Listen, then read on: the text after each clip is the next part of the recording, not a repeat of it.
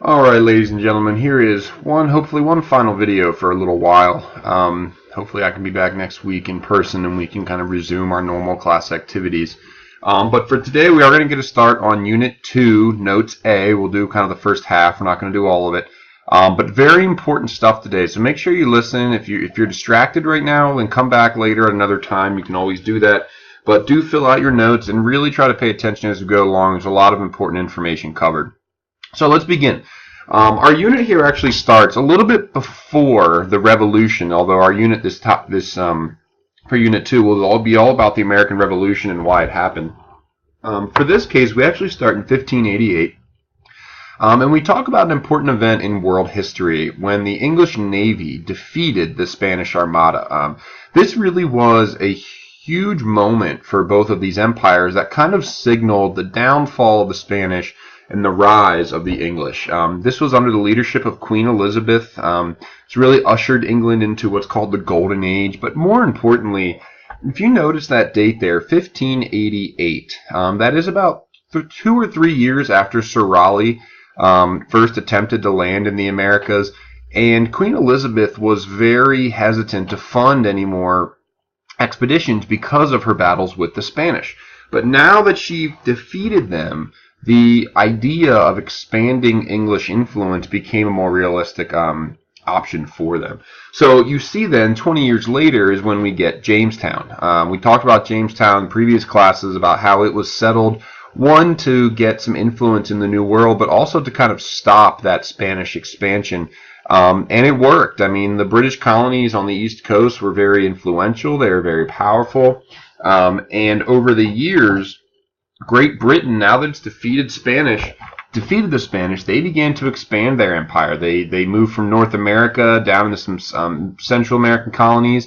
They established their colony of India, which is really going to be their crown jewels. And they even started exploring some of these Southeastern Asian nations here in the Pacific as kind of alternatives to what the 13 colonies were. So the expansion of the New World for Britain was just one of many adventures they were on. In fact, they were so preoccupied for the most part with fighting France and Spain all over the world that they saw the Americas as important, but it was just one of many things. It was not their main focus. It was not the most important thing to them. And so throughout the 16 and 1700s, what's really interesting here is that Britain essentially allowed the 13 colonies to develop into self-sufficient economies. I mean, they certainly put some rules on them. They restricted their colonial trade, meaning they could only trade with Britain, but and a few other government rules. But for the most part, they really led the 13 colonies. They left them to expand on their own. If you think about it as like a mother and a child, this is where the mom finally started to give some independence to that child, and it went really well. The 13 colonies, without these restrictions, I mean, they became a economic force, and for Britain, these colonies really became the backbone early on of their rise into the industrial power that they will soon become.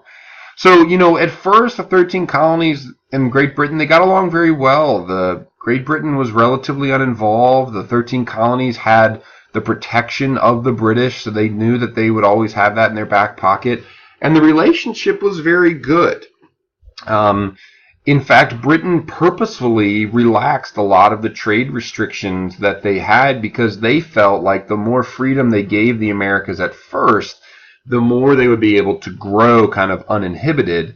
And then later on, once they were more powerful, they could kind of be brought back in. So this period of purposeful relaxation is a time period that we call salutary neglect.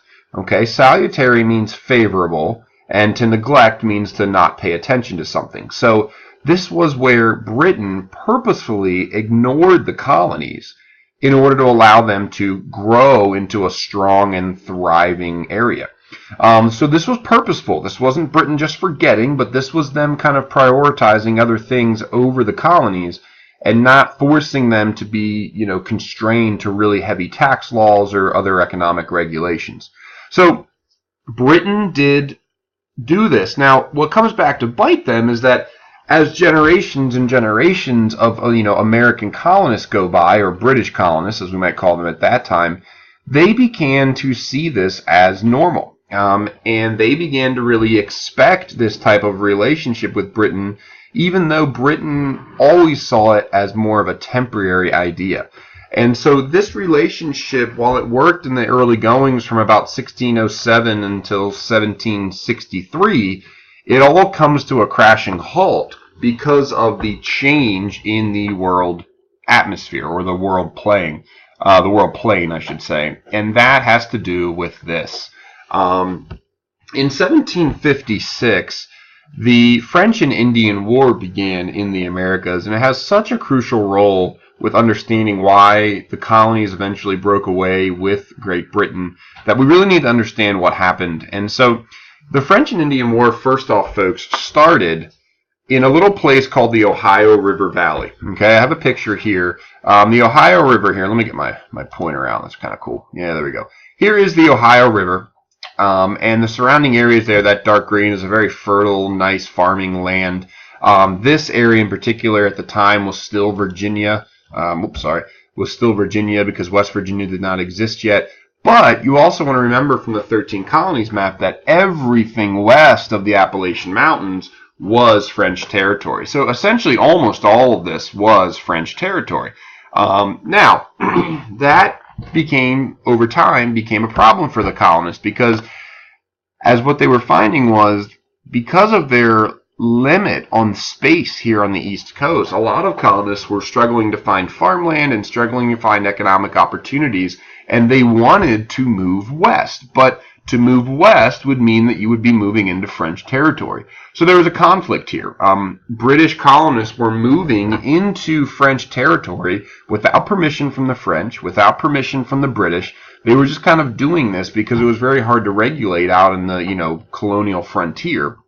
And so in the late 1540s, okay, pay attention to some years here, the French began to build a series of forts kind of along their Ohio River Valley to keep it protected. I'll show you a map here. You see some forts up here: Fort Niagara, Fort Duquesne, Fort Oswego, Fort Ticonderoga. A lot of these territories right on the edge to make sure British colonists couldn't just come over and encroach upon their land. However, as time went on, these French forts became alarmed when let me repeat that. Over time, the British became alarmed at the amount of forts that were being created, and especially the colony of Virginia became very concerned when they started to notice some of these forts kind of sliding down into their state. And they sent a very young lieutenant who had really kind of distinguished himself for some bravery and valor, and they sent him out to meet with the French. Now, this man's name was George Washington, a very young George Washington at this point. But George Washington went out to the French, and he tried to negotiate with them. He basically asked, hey, is there a way that we can allow British settlers to come into this territory? And the French, rightfully so, it was already their territory. They denied him. And so when these negotiations failed to produce results, George Washington kind of reported back to his superiors, told them that the French were not going to listen, and his superiors told him to begin constructing their own fort in case there ever comes a battle against the French here in the near future. So George Washington chose a point where two rivers met, the Allegheny and the Monongahela, and he began to construct what was called Fort Prince George. It was right here at the bend of these two rivers, provided a natural defense with the water behind them, and is the current site of present-day Pittsburgh. Pittsburgh's really unique for its yellow bridges here that they build that kind of goes along with their football team. Bob's been there. He went to a swim meet in Pittsburgh with our SHS swim team, so just a little shout out there to Bob. And, over time, Washington began building this fort, and it was going well, but he had to resupply it. And so he made his way back to Virginia. He got supplies, and on his way back to Fort Prince George, he was notified that it had fallen to the French. And the French had actually taken it taken this very fort here and renamed it to Fort Duquesne, and basically told Washington, like, we are not negotiating. Made it very clear that this was a non-negotiable point. So as Washington was on his way out there to Fort Prince George, or what now becomes Fort Duquesne, he actually encounters a small little detachment of troops. It wasn't meant to be. Both sides were not expecting each other, but he did defeat them. And as soon as he defeated them, Washington realized, like, oh no, I'm in trouble. And he hastily began a construction of this fort that was very primitive. You can see here that it's basically just slats of wood put into the ground, and he aptly named it Fort Necessity. It was built out of necessity. He had very little time, and he knew the next day that the French troops who had actually been hiding in Fort Duquesne were going to make their way to him. And when they did, Washington was completely surrounded. He lost very quickly. He was completely outnumbered. Not really his fault.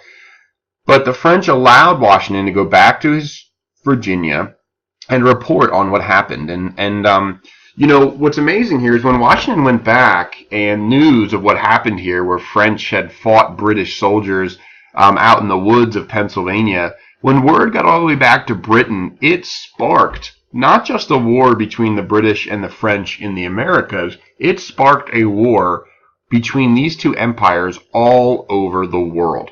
And over the next 7 years, what started in the rural woods of Pennsylvania initiated a war that would be fought by Britain and France all over the world. They fought in Europe, they fought in the Indies, they fought in Africa. And so when we talk about this war, please understand, in Europe, this conflict is known as the 7 Years' War.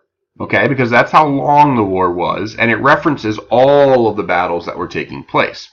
In America, we only know it for the one particular piece of the war, and we call it the French and Indian War. Now, we call it the French and Indian War because that's who the colonists were fighting.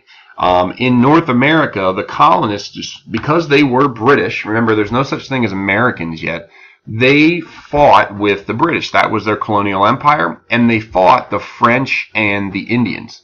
If you remember back to a couple days ago, we talked about how the French and the Indians had the best relationship out of all the colonial empires. So it really made sense that they would decide to fight with the French, although they would go back and forth depending on who they thought was winning. And after 7 years here in the Americas, by 1763, what happened is, the British won. And they didn't just win in the Americas, they won all over the world, and France was forced to cede, which means to give up, all of this territory here. Basically all the territory from the Appalachian Mountains out to the Mississippi River. And it was a huge piece of land here. It was a very large loss for the French. And this treaty, the Treaty of Paris, dramatically changes the face of North America. And the colonists are happy about this because this whole war started because the colonists were asking for more land. And so now they feel like they are going to be able to move over into the Appalachian, or past the Appalachian Mountains and into this territory as they always wanted from the very get-go. So that's where we're going to stop for today. That's the first half of Notes A. What you now need to do is please read the article titled Out of Sight, Out of Mind on Taxation in the Colonies. And with this context of what happened in the French and Indian War, please begin to try to connect the reality that once this war was fought and it was paid for, and it was very expensive, someone had to pay for it.